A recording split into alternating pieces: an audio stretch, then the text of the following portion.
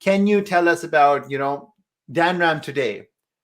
What was the educational background? And when I say educational background, I'm talking about not just degrees or schooling. I'm talking about your entire education, from your parenting to your brought up, and also, the different experiences that you've had that made the DanRam into what you have become now. And you're Yeah, just getting started, as I mentioned. we're certainly an accumulation of our past experiences, right? So everything has shaped me, the good and the bad, the highs and the lows. I think some of the things that stand out primarily is that I'm the son of an Indian diplomat, which meant that I was moving countries every 2 to 3 years. Talk about being out of the comfort zone and dealing with the ambiguous. This is the world before Pinterest and Instagram. You couldn't just go online and see what Zimbabwe or Algeria look like. You just have to show up and experience it. The best you could get is go to the library and pick a book like an encyclopedia, which many people today have never even handled, and look up the country and see something that was written 10 years earlier about the country. And that was the most current information you get. So that was really important, but also it taught me how to work with such diverse people, cultures, languages, attitudes, perspectives, mindsets. And that was really, really powerful as well as a training ground.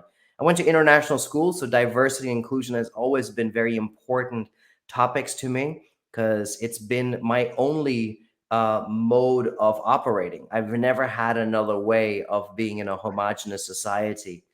After that, I went to the US for the first time. I'm often mistaken for being American, but I'm not. I had this accent a lot earlier because of my education in international schools. But I did an economics degree at Yale, certainly hoping to use it, and then did an MBA at Trinity, also certainly hoping to use it. But I graduated both times during a recession, and that is really a training ground. But ultimately, the greatest school in life for me has been turning into an entrepreneur. I've had the great joy of working for the UN, working for KPMG, working for World Vision, Team Hope, a lot of great charities, non-government organization, consulting groups, and governments. But the greatest of all of them is being an entrepreneur. Nothing has taught me my limits, my abilities, my potential, my fears, my insecurities, my joys more than being an entrepreneur. It really, really stretches you. So I think in recent years, that has been the most defining from a training and education point of view.